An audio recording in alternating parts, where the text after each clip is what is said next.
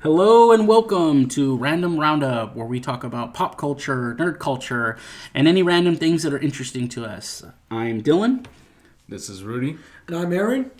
And we're here. We're going to talk to you about some fun and random interesting stuff. But we're going to start first with what you've been up to this week. So, Aaron, what you been up to this week? What have I been up to this week? Well, I did get the new Batman 89 issue 3 comic.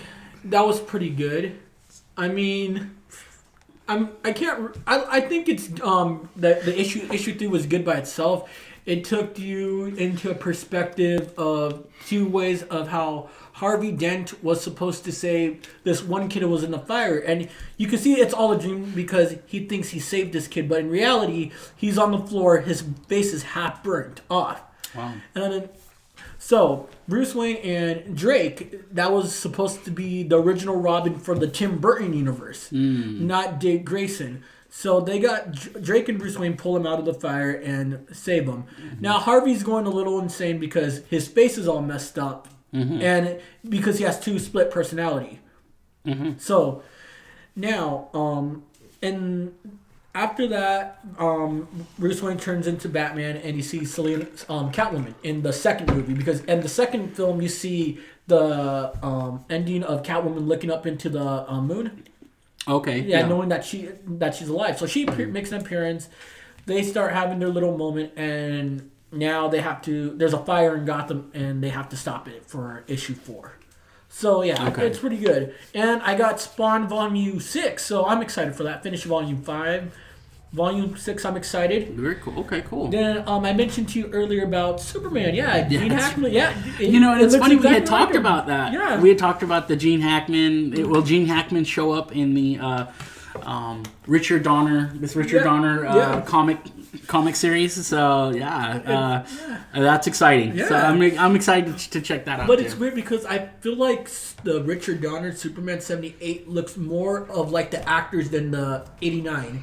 I mean, you could tell it's Michael Keaton, but it's just not how it was in the movie. It doesn't have that movie vibe to it. Oh, okay. But they look like them. Yeah, they look like them. Okay. Yeah, you could tell it's them, but it just doesn't feel like them. With Richard Donner, I could tell, that's Christopher Reeves. I could feel that's Christopher Reeves.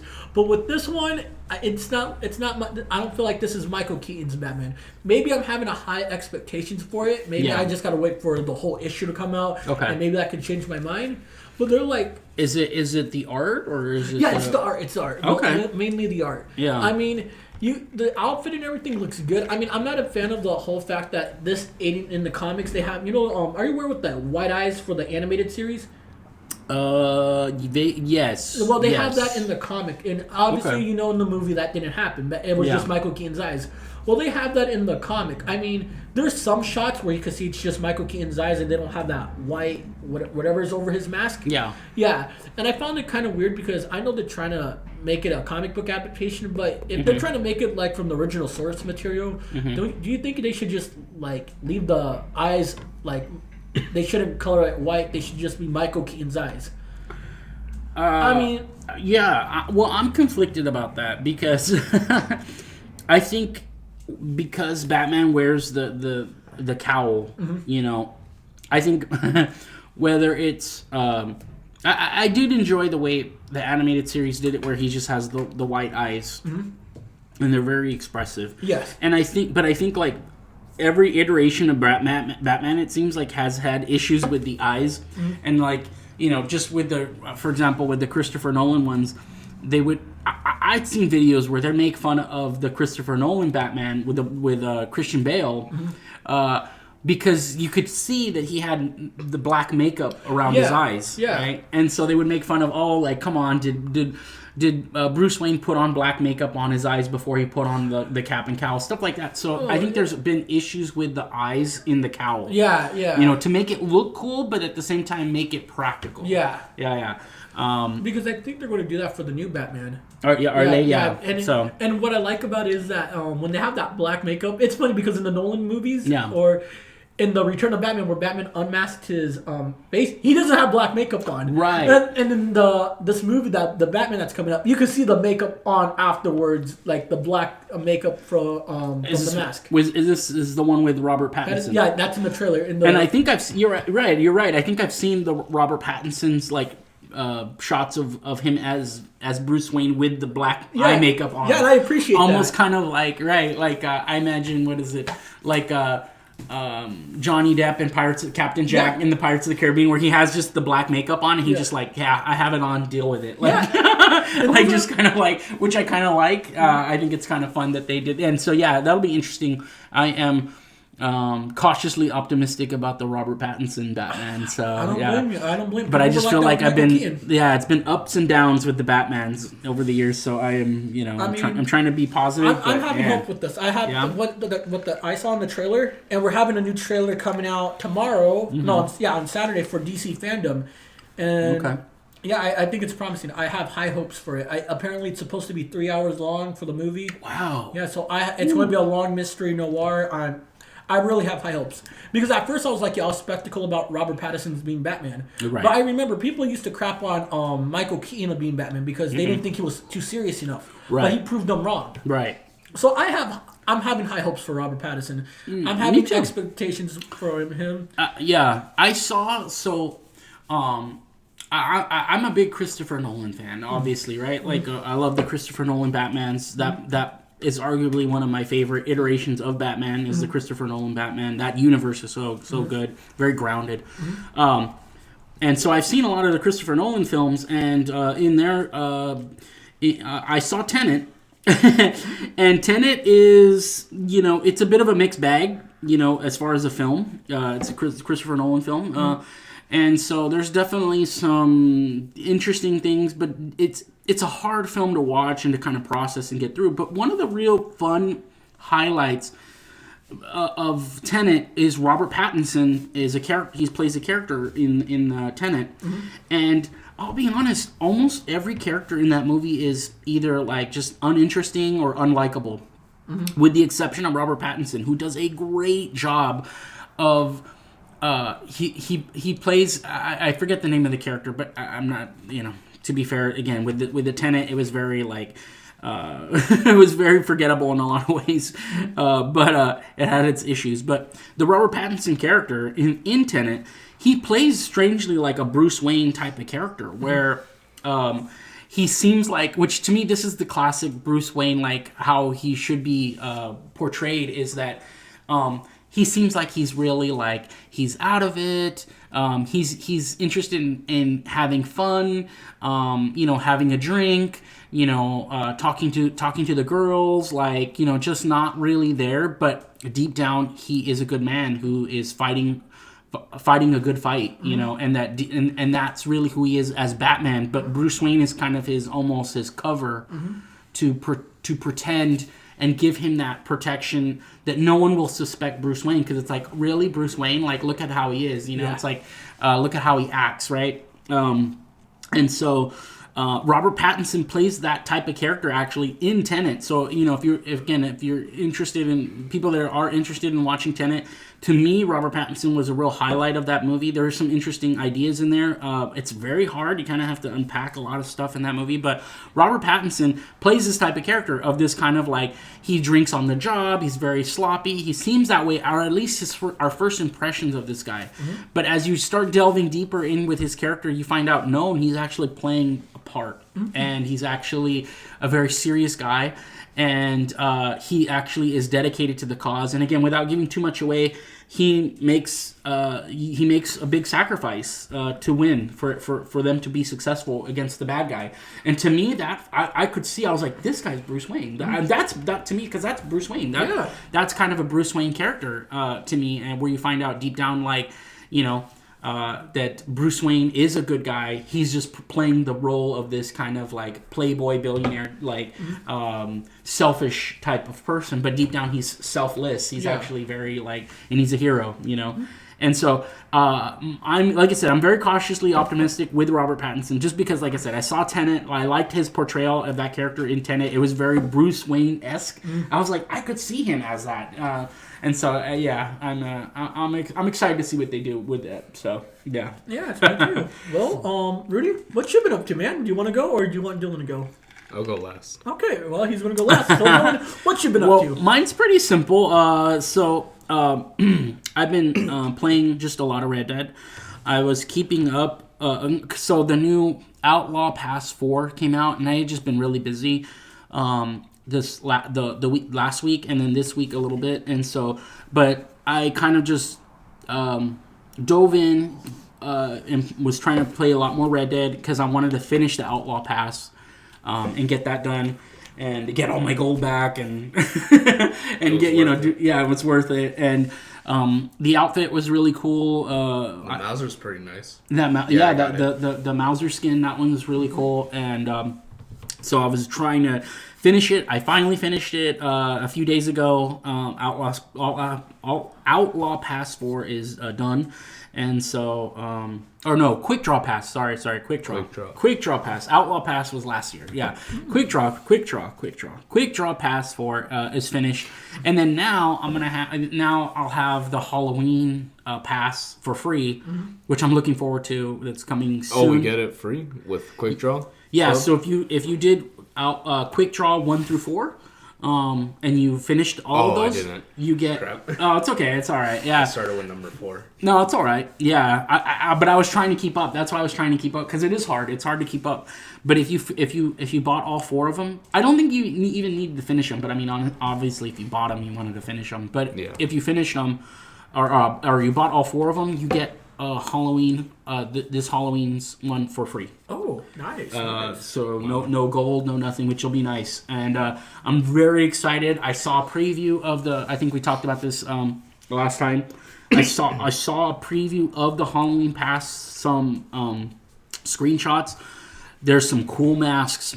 Oh, some of those masks look really, really awesome, and my money's ready. Yeah, that's right. I'm gonna be poor after this.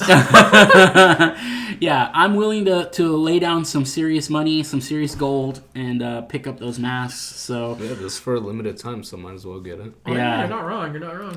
And hopefully, if they release the previous masks, I would totally buy those as well. And honestly, I would spend even gold on them. I would spend some gold on some. I've seen some of those previous masks from the years past, and they look so cool.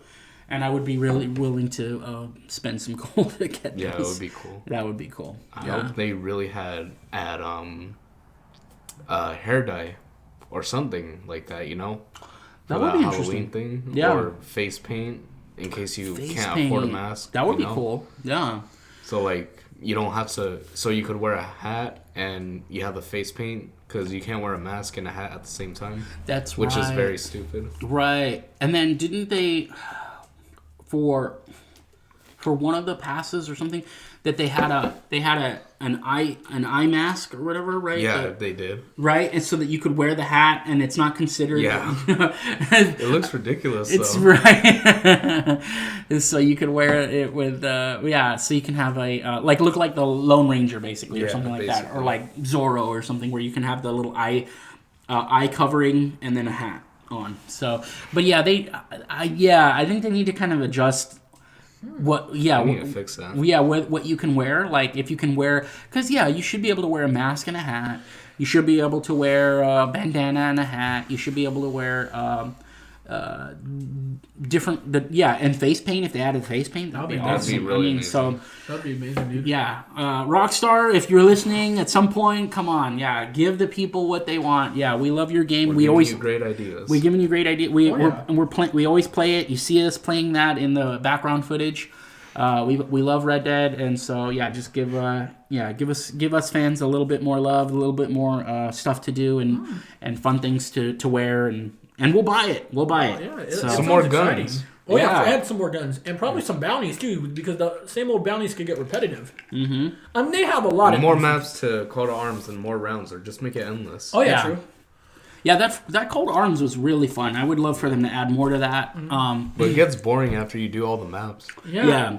and then like, and I've heard rumors again that like, so for example, on the call to arms it says like standard, right? And so I've heard that there's a rumor going around that there might be standard is probably like what normal difficulty, something like that, and that there might be a hard mode, a nightmare mode, whatever, and that they're going to be cool. more difficulty, which would be could be fun. I mean, where there's tons of turrets and tons of juggernauts and tons of like that would be amazing. The crazy hatchet men and stuff like that. Where that would be fun. And of course, there's been rumors swirling around for Undead Nightmare, and I feel like Call to Arms, like an Undead Nightmare version of Call to Arms, would be amazing. You could do it, kind of waves of zombies, and you're trying to fight to survive to protect the town against waves of zombies. That could be so much fun. That would be fun. That would be amazing. I mean, it'll change up the pace a lot. Yeah. You're getting shot at. Yeah. And you could even have zombie types, right? Different zombie types. Like from the first one? Yeah. You could bring those in, and you have your standards, but then you have the different zombie types like we did in the Undead Nightmare games, right? Where you'd have to deal with. There was the tank and the ones that ran really fast at you, but you killed them with one hit. And then there was the ray gun zombie where it shot out like a ray or something. A ray, a beam? Okay. It wasn't a beam exactly. It was like, you know how like the ray gun shoots? Yeah. Just kind of imagine that. Okay, yeah. That's why I call it the ray gun zombie. The ray gun zombie, okay. And it's the exact color as the ray gun too. Yeah, so that would be tons of fun. I'm sure that they get ideas all the time, but I'm just saying like, hey, we have some ideas and this is some fun stuff. We love the game. We want to play more of the game. We want more fun stuff in the game. So yeah. But that was me. That's what I was playing this week. Getting the quick draw pass 4 done. Quick draw, not outlaw. Quick draw. Now for the best for last, Rudy. What you been up to, buddy? Well, I bought Fallen Order recently for my PS5. Nice. It was the deluxe edition. I got it for $20. Awesome. That was like a steal. Yeah. And it's just been fun playing that again, really. But that's not what we're here to talk about. Okay. So, all right. Last time we were doing the podcast, when you guys were taking me home, I had the urge. Like, it just suddenly hit me. I needed to take a crap badly. And then I just had to go. I was like, oh my God, why now? That's why you bailed out of the car. Yeah. Oh, okay. I'm sorry. I wasn't trying to be rude. Fine. No, that's fine. You were just like, all right, bye, and you like just bailed out, and I was like, oh, all right. Okay, that makes sense. So when you guys dropped me off at my house, I was like, all right, bye. I'll see you guys later. And then so I go up to the door, I knock, and no one's home. I was stuck out there for 15 minutes, and I was like, oh my God. I'm gonna crap myself. No. And then I call Aaron. I'm like, Aaron, what do I do? Oh no. Then I tell him, listen, man, I can go pick you up, or now I'll get my dad and we'll go pick you up. No, he's telling me, no, it's cool, man. It's gonna take even longer. Yeah. Well, you're not that far though. You're not that far. I know. But yeah, No. That's why I was going out so quickly. I was like, oh my God, I need to go. But I'm not gonna tell these people. Because that'd be weird, but here I am telling you now. That's all. It was interesting. It's an interesting story. So I'm a little afraid to ask, but how did it end? What happened? Well, thankfully, my parents came home. Okay. And I ran in there. Good. Okay. It almost happened. I was gonna say, yeah. That was the worst 15 minutes of my life. I hear that. I felt so bad. I told him, dude, I have no problem coming over. Then he's telling me, nah, dude, my parents are on their way home. I was like, okay. I mean, oh boy. Okay. Oh man. But that was my interesting story for the week. Okay. That is interesting. That is interesting. So no, I wasn't trying to be rude, Dylan. No, it's fine. I just. I understand. No, I understand. Yeah, when you gotta go, you gotta go. Yeah, it just hit me like a truck in the car. I was like, "Oh my goodness!" I was not expecting this. Why and, now? and this is when we were halfway over to Aaron's house, and I was like, "Oh my god, should I ask if they could take me home first?" Then I was like, "Nah, that wouldn't be worth it. I could wait." You would have had to wait anyways. Yeah, true. True that. So, wow. Okay. All right. Okay, now That was interesting. let's try to move. Let's move. We'll move right along. So, let's see. Our topic this week is our best or favorite scary movies. Okay. And who would like to go first? Yeah. Rudy, would you like to go first, or do you want me or Dylan? I guess I'll go. Okay. This isn't really. I haven't seen many horror movies because they're all kind of cliche. If I'm being honest. Mm-hmm. But there's nothing wrong with that. There's nothing wrong. But I haven't just seen many horror movies except the Saw series, The Purge. Shoot, what are the other ones? The Frozen. That's a horror movie. Oh yeah, not the Disney. Oh, Kelly. Yeah, Kelly likes the Frozen. Yeah, she showed me that one. That's a scary one. Yeah, it is. That was pretty scary. But I'd say maybe my favorite one is, I guess, either the Saw series or maybe Frozen. Excuse me. Yeah. Because I remember first watching Frozen, and this was before Disney released their Frozen, so this movie came out first. Right. Just a little history for y'all. Yeah. So I've seen Frozen. Why don't you set the scene of like what Frozen is in that situation? Because it is pretty scary. It is terrifying. It is like a nightmare. Yeah, and it honestly, like I was honestly terrified watching it. You know, for next week's podcast, about like real scary real world stuff. I would that crap myself. If you were that stuck up there, that qualifies as a real world scary thing. I would crap it's myself. like such a terrifying thing. So tell our audience what it is. The plot is three friends want to go snowboarding. Mm-hmm. They want to go snowboarding, so they go on the lift. Is it called that? A ski lift. A ski lift. Yeah. They're at like this little resort, right? They're the little mountain resort ski lift thing, yeah. And so they start going up, and then it gets stuck. It's the end of the night. Yeah, right? it's the end of the night. They go late at night. They go, oh, just one more Yeah. time. Yeah, we'll be the last ones up or whatever. And they're like, yeah. So they go up, and the guy that let them up didn't tell the other people, the other workers there, that they were the last ones up. So they turned off everything, and turned off the ski lift machine, and they're just stuck up there. It's the scariest thing That ever. is scary. And then the worst part is, they're stuck up there for like a couple days. Yeah. They're because it was like a Friday or Saturday, and they were like, yeah, they didn't come back till Monday or something. Yeah. Like, and it's just terrifying because like when this is a spoiler because people do die in this. Mm-hmm. Two of the main characters die. Mm-hmm. The first one is, I forgot his name, but he tries to go grab the wire and climb to the next one. Mm-hmm. But then he slips and he falls down. Mm-hmm. I don't know. They're pretty high up in the air. Mm-hmm. And then he breaks both of his legs. Oh. And you can see it. Oh. It is so gruesome. Yeah, they're compound breaks. Yeah. And they are the bone is popping out of the skin, and it's really, really nasty. Oh. And then a bunch of wolves come in and they just maul him down. Damn. Yeah. That scarred me. Yeah. Kinda. That's horrifying. And so Sean Ashmore is in the movie, and he's one of the X-Men. I'm trying to think which X-Men he is. Let me see the actor. Maybe I could.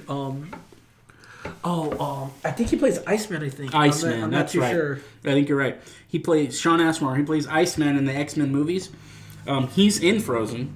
He's in that movie. And right now, it's on Tubi, the streaming service, for free. So I think that's where me and my wife, Kelly, watch it. She told me about it, and we watched it there. So it's there for free, guys. Check it out. It is a scary movie. Yeah, that's a really good pick. Terrifying. Yeah, it is. That's a really good pick. Like, that scared me in freshman year. Yeah. Oh, you watched this in freshman year? Yeah, I watched it in my filmmaking class. I was like, oh my god, what is this? Yeah, Kelly, I think she watched it in high school, too. And It's scary. And yeah, no, go on. then there's a second guy. He actually makes it, and he gets a sled. And he's like, "Oh, all right, I'll be back. I'll get help." Mm-hmm. And then the girl's she's still up there. I don't know how long she's been waiting. Mm-hmm. I'll just say like a day. Mm-hmm. And then she's like, "Screw it, I'm gonna try to get down." She gets down successfully, without getting hurt, and she finds the second friend completely dead in pieces by the wolves. Yeah, it was so disturbing. Jesus. And then she barely survives. So she's the final girl then. Yeah. She barely survived. She makes it she's to the lucky road. someone picked her up. Yeah, she makes it to the road, right? And then someone in the car. Yeah. And I was like, "Oh my god, that was one hell of a movie." So what would you rate that freaked me out. What would you rate it overall? Maybe a 7 out of 10. 7 out of 10. Okay. I don't know. It feels like there should have been more of a build up, not like at the start they just go on the lift and then boom. See, I don't know, that kind of works for me because I think a lot of people live their lives, in these situations where they just go, "Oh, we're just having fun. It's not a big deal." And then all of a sudden the big deal, something happens, made into a nightmare. And then whoever did the writing, and the storytelling in the production for this did a really good job because they don't get how serious it is. It's very serious. And they don't understand, and they think, "Oh, it's fine, whatever." Someone will come back, and then it's like slowly, like no one's gonna come back, like no one is coming, and they wait, and it's getting darker and colder. And you see them freeze over time, and they're freezing, and they keep trying to convince themselves that there's gonna be a way out, and it's like, no, your life is on the line. I forgot. And there was a similar movie I watched where they were snorkeling. They were on this boat, and they go out into the water and they go snorkeling, but they forget they don't go back to the boat in time to pick up boat, and they're just stuck out there in the ocean. And similar thing, they're in denial. They kind of convince themselves, no, it'll be fine. Like the boat will come back, or we'll see the boat. Blah blah blah. And it's like, no, they're dead. They're gone. Yeah, the boat is gone, and they are out in the middle of the ocean with nothing. And they're in survival mode, and they don't. But when you're living like a normal life, I think when you realize you're in survival mode, sometimes it takes a while. So, and I've heard that from actual real people that have been stuck out in these situations where they don't realize how bad it is. But that's why, that movie is such a great movie. Yeah, that's a good pick. Wow, man. I think I only seen it once, and I must have been young when I saw it because I don't remember any of it. I got to rewatch it. I'll rewatch it on Tubi because that sounds very interesting, and it's extremely terrifying. I'll watch it because it's good. I love rewatching movies. I'm a huge movie fan, so I'll go for it. I'll watch it. Yeah, and in some ways, that type of stuff is scarier to me than like the monster movie stuff. Oh yeah, or like actual horror films. The paranormal. We talked about paranormal stuff last week, which is cool. But man, this stuff of like getting feels lost, like it can actually happen. Yeah, it could actually happen. You get lost in the woods, and I love the fact that there's no real enemy there. Mother Nature is the enemy. That's right. That's the scary part. How do you fight Mother Nature? You can't. Mm-hmm. So I mean. Yeah, that's great. I mean, I've seen some horror films because I'm a horror fan, and what I remember of Frozen, it was a masterpiece to me because I love that film. Yeah, it's better than any horror film that I've seen from a good while because it's hard to find good horror films. Like Rudy said, most horror films are cliche, and that's true. That's true. I mean, it's hard to find a actual good horror film. That's good. That was a good one. Yeah. Well done. Well done. Yeah. Man, that was great. But for people who haven't watched it, go ahead, give it a watch. It's worth the time, actually. It is. Yeah. That's a good one. It'll freak you out. Did you have PTSD from that film? I did for a couple weeks. I kept having nightmares that I was stuck up there with them. Oh, no, I'll be honest. Yeah, I mean, it stayed with me for a couple of days. I mean, where you think about, man, you make one mistake, and, I live by the mountains here, and, it's like, if I said, oh, okay, and I go hiking in the mountains and I got lost, like, it's something, just something crazy that could happen, and all of a sudden now I'm, like, stuck, like, what am I going to do, right? So, yeah, it makes you think of just how fragile life is and how close we are to danger when we make one or two silly mistakes, we're kind of really blessed and spoiled when we in civilization, in society. But when you step out of that just a little bit, you make one or two mistakes, and you can be you're in bad trouble. Oh yeah. So great pick. Aaron, did you want to go next, or do you want me to go? Sure, why not? Well, I'll go next. Okay. First, I'll be talking about Tales from the Hood. And what Tales from the Hood is, it's an anthology about a guy named Mr. Sims. And he runs a mortician. So there's these three black guys, I don't remember their name. Okay. But they go see Mr. Sims for some drugs. Okay. And Mr. Sims won't give them the drugs until they listen to their three stories. And each story has some sort of meaning. And it is so good how this movie plays out everything, because it shows you what life is, but in a darker way. Like those stories haunt you. Like I remember one this had to do with little voodoo doll, and I guess this was this guy into politics. He was very racist. So this little voodoo doll started attacking him with other little dolls too. Wow! So they started to torture this guy, and obviously everybody's freaked out. But I don't know. Well, this is a spoiler. They were really not in a mortician. They were in they were set in hell. Oh. So every story was hell for them. Yeah. So, and the funny thing is, Mr. Sims had one more story, and their story was about them dying. So, they're all in hell, and you just see Mr. Sims saying to himself, laughing that they're not going to get their drugs. They're stuck there for eternity. It's pretty good. You guys should watch it. I mean, there's sequels to it. Yeah. But is the first one the best one? Oh, the first one's the best one. Okay. I mean, I appreciate the second one because the fabulous Keith David's in it. But first one's the best one. I recommend Keith David. Yeah, Keith David's amazing. But watch the first one. It is good. I mean, I personally like it.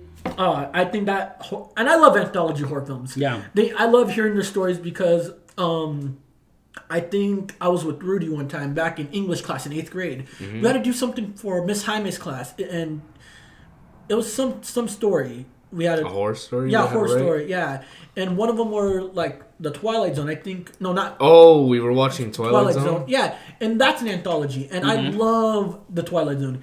Me too. They have some good stuff. Yeah, they got good stuff. Oh yeah, they got some good creepy stuff.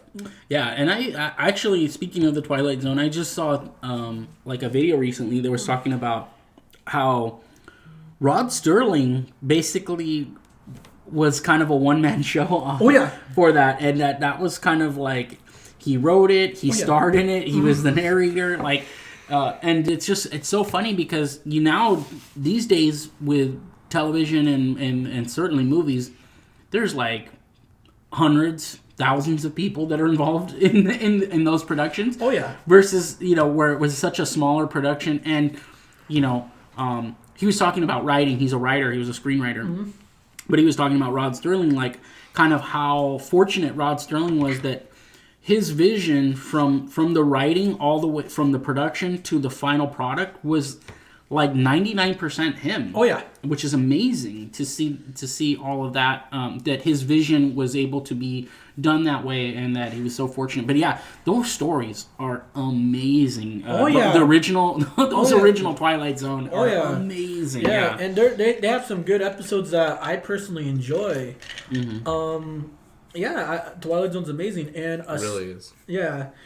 And the other one I'll be talking about are some good horror films. They're not as scary. People would think they're cheesy now, but the black and white Universal horror films. Oh, that's where everything started off with the first. I don't think it's the first, but what really captivated it was Frankenstein, Boris Karloff. That was a beautiful classic. I love that film. That's my all-time favorite horror film that I enjoy from back then. And people don't give these horror films as much credit because we have to remember here, back then, they didn't have CGI. Yeah. They had makeup and practical effects. That's right. And I love when I see practical effects because they intrigue me. Me too. Yeah, they intrigue me. And makeup and everything. Yeah. I mean, it seemed like Boris Karloff had a fun time working on Frankenstein. Mm-hmm. And it's amazing. I mean, you guys should watch it. I mean, yeah, it's slow paced, Mm-hmm. but at the end of it, that's a good horror movie. That's a good monster film. And I feel like we don't get enough monster films. Oh, for sure. Because nowadays, it's all about slashers. Evil Yeah, that's dolls true. and the supernatural.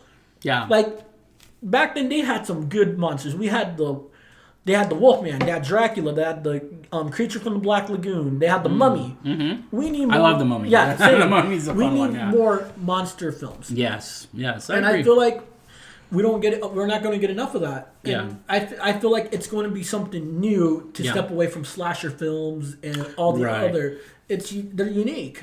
Yeah, and I and you're so right about the value of practical effects. And when you watch anything from like the 1980s or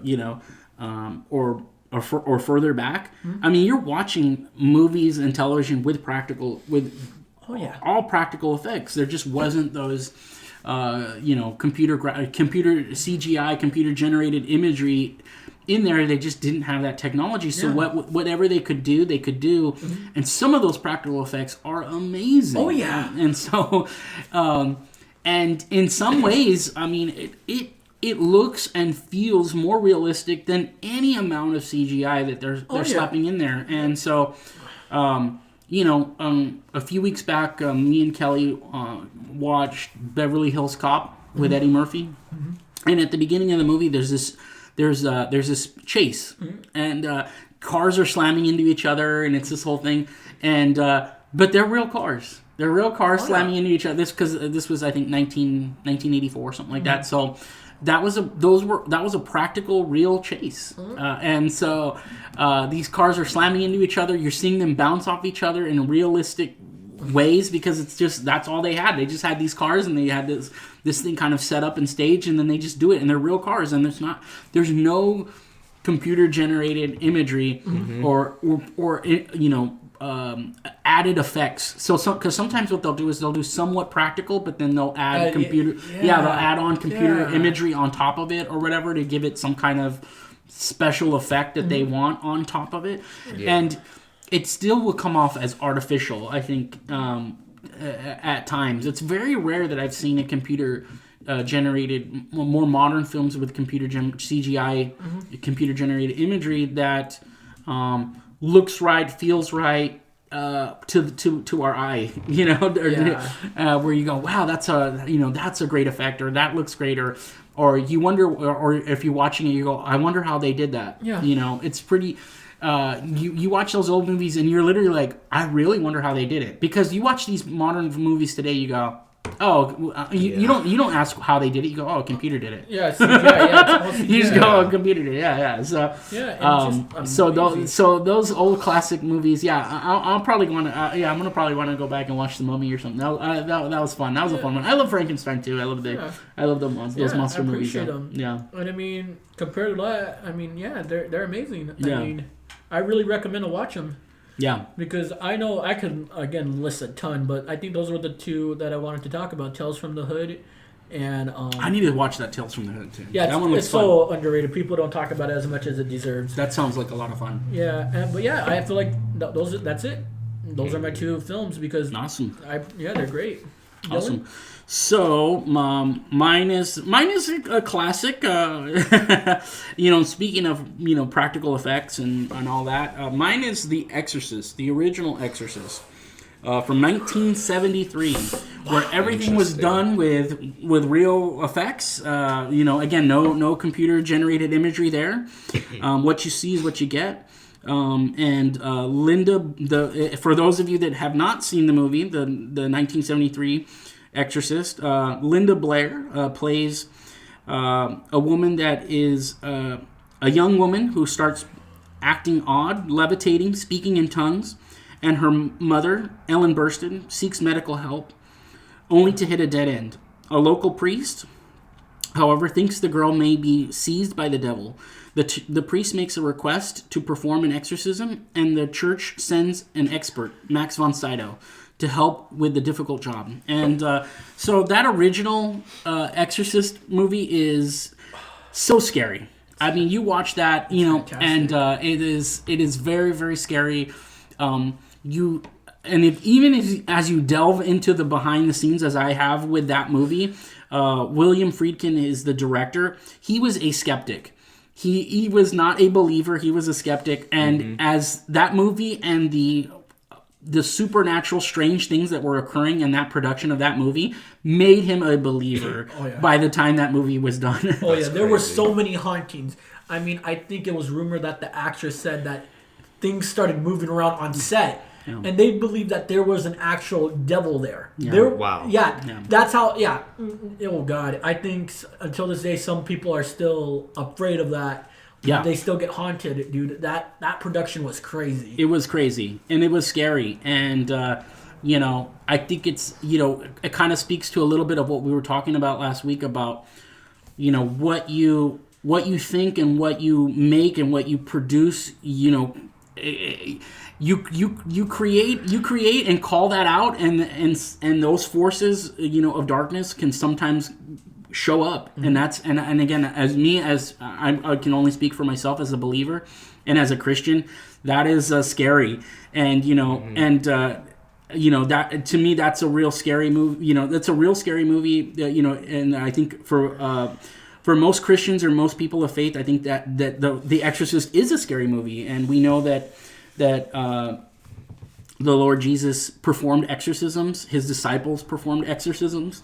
And there are a number of churches and Christian denominations that still believe in exorcism and performing exorcism. So that I think for me and for them, that is a real fear where evil can enter the body and take it over, and how scary it is. And like William Friedkin and a number of those people on the production of that movie experienced evil in their own words, that they experienced strange and evil things that were showing up when they were producing that movie. So to me, that is just everything about that movie is scary. I've only watched it, you know, a handful of times, maybe, you know, 2 or 3 times. But it is one of the scariest movies you have ever seen. That is a movie where you watch it, you know, you were talking about practical effects. You watch that movie, the way when she is possessed, the way Linda Blair moves in the movie, when you're watching that movie, and the head spinning and her climbing on walls and doing all kinds of strange stuff, and you're like, you really wonder. And Linda Blair has spoken about that she felt evil. She felt possessed herself. But you watch those effects and you go, how do they do those effects? Yeah. Because it's not computers. No time. No, it's not. And so, you know, and so everything about that is, it is well done. It is really scary. And like I said, for me on a personal, it feels, and I believe that those things are real when we meet contact with things that are outside of our knowledge. You know, again, we talked about with you know, with Frozen, about like when you're in society, you're living safe and comfortable and those things. But once you start venturing out, you know, and in the movie, she's playing with a Ouija board. You hear this types of stuff where they start playing with things that they don't understand or that are dangerous in a supernatural way, and that you know, and they venture out into the wilderness spiritually, right? And then and that's where evil and negative things can come in and get you, and you have to be careful, and you have to, and again, as a person of faith, you have to have that strong faith. You have to, you know, be mentally strong, prayed up, you know, and have your faith, you know, as I do, a faith in God and faith in the Creator, and you know, and as a person of faith, how powerful that is, that you have that protection. And because when you venture out into the wilderness that way, you know, a spiritual wilderness, it is also incredibly scary. And it's dangerous. And so to me, that movie, again, it is a very, very scary movie. Oh, yeah, and man. that original one is just, there have been multiple sequels and spin-offs and different, but that original one, I think nothing comes close. I feel like the original was a masterpiece to me because no, I know.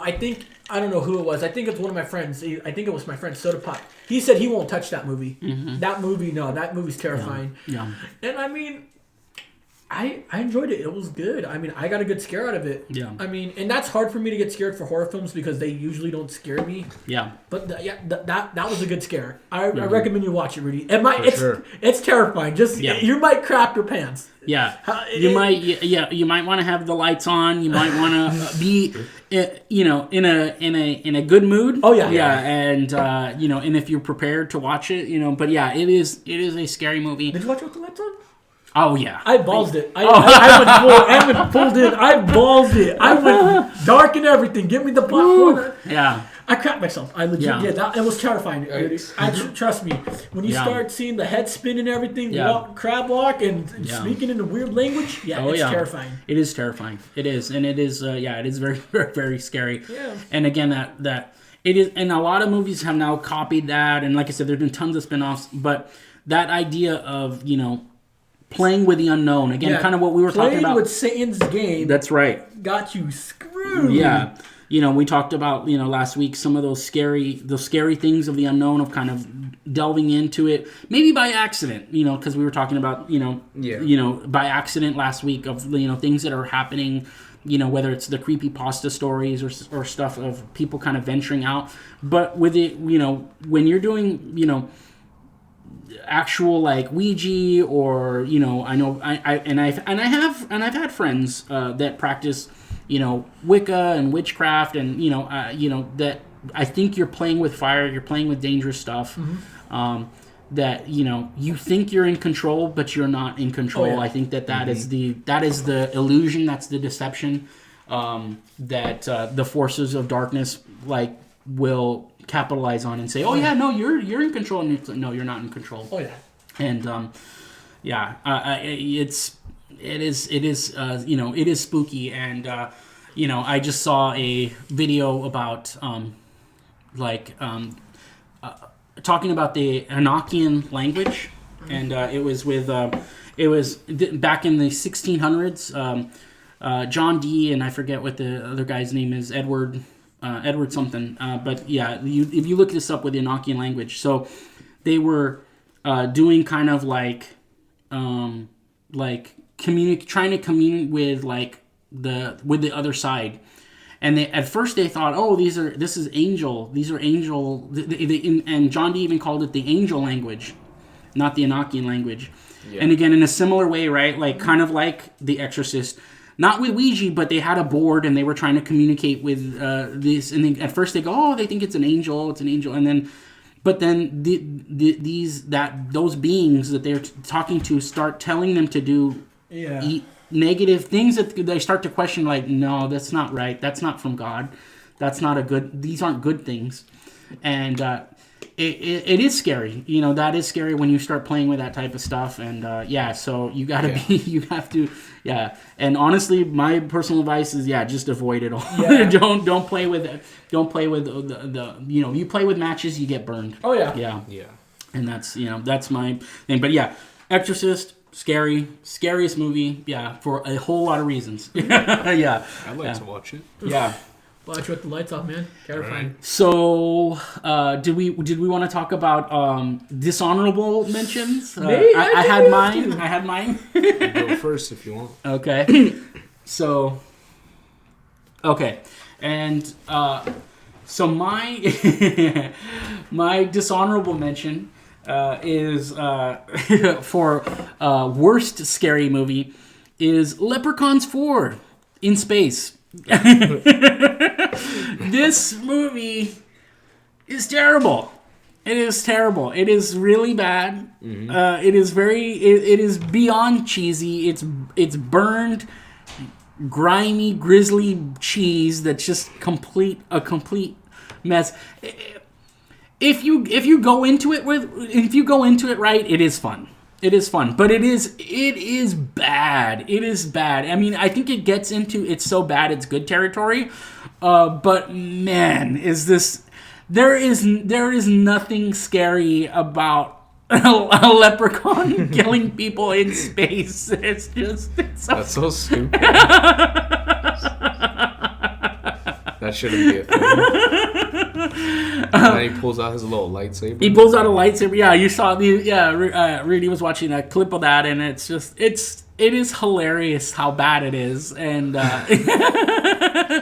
and I would also say a honorable mention is also the Leprechauns in the Hood series. I think there's 1 and 2 in the Hood. In the Hood is pretty good. Where I think I saw that as a kid. Yeah, the Leprechaun character, I forget what his name is. He's just Leprechaun. I think his name's Lep. I think it is. Yeah, I think it is. Leprechaun. He starts going after gangsters and drug dealers in the hood. Oh, so bad. Makes no sense. The fourth one doesn't make sense. But no, Leprechaun 4 in space. I mean, it's so bad it's good because he's just going around killing people in space and it makes no sense. It doesn't. Yeah. I mean, I've seen a lot of horror films in space, like Jason X. That's another example. But Lep 4, holy crap! It's not even. It doesn't even have a horror theme to it. It's a horror comedy. That's what it is. Yeah. It is a horror comedy. Oh Lord Jesus!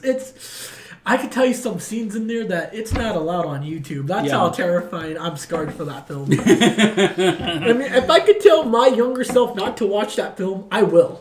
Because it's that bad. Rudy, you'll be laughing most of the time. It's that funny. I bet. It is good. Yeah, it is good. I'll just read I'm going to read the synopsis here. Resurfacing on an alien planet, the Leprechaun, played by the wonderful Warwick Davis, who was in Star Wars and a ton of great movies, and Willow, and he played a bunch of great characters. Oh yeah. But so he makes that good as Leprechaun. Abducts a member of the world's royalty, Princess Zarina, in an attempt to wed her and become the supreme ruler. Unfortunately for the diminutive schemer, well-armed soldiers arrive to foil his plans. Not easily defeated, however, the feisty Leprechaun continues to battle the warriors while also contending with the warped scientist known as Dr. Mittenhand. And he's going around killing the soldiers and killing people in space and trying to marry this princess, and it is hilarious. Oh god, it's laughable. It's laughably good, yeah. But that is Dylan's dishonorable mention. So I'll go next. Okay, go ahead, man. All right, my choice of movie is called The Sand. It is a 2015 film, and it is one of the worst movies I've ever seen. I'm not even. Well, it's probably not as bad as Leprechaun 4. I've never seen that, but this one is terrible. It's bad. It feels so forced. With the gore. I mean, look at this, Dylan. Oh, that looks bad. That it looks cheesy. So forced. What's the premise of the sand? The sand kills you, or what's the? Okay, so, it's hard to explain because the plot makes no sense at all. They don't explain anything. They don't. You gotta take a huge guess. It's just a bunch of people. They party on the beach. Mm-hmm. They wake up and they're completely wasted. There's a fat guy stuck in a trash can. Rest in peace, Gilbert. He was the best character. Gilbert was the only good character. Okay. He was hilarious. And that's where our movie begins. Mm-hmm. There's only one smart girl that has any form of reasoning. Okay. And then they're like, oh, we should probably get out of here. And then one person goes on the sand. And then... they just get consumed by it. Oh wow! It's so bad. Yeah. And it's not even the sand that's killing them. I guess it's an octopus thing. Yeah, it's some alien meteor that hit. But in the sand. Yeah, it's in the sand. Because when they were partying, I can't say it. Partying. Thank you. Yeah. Okay, when they were doing that, I guess someone recorded, and it was this big, weird rock. And, oh yeah, I forgot about that. And it went.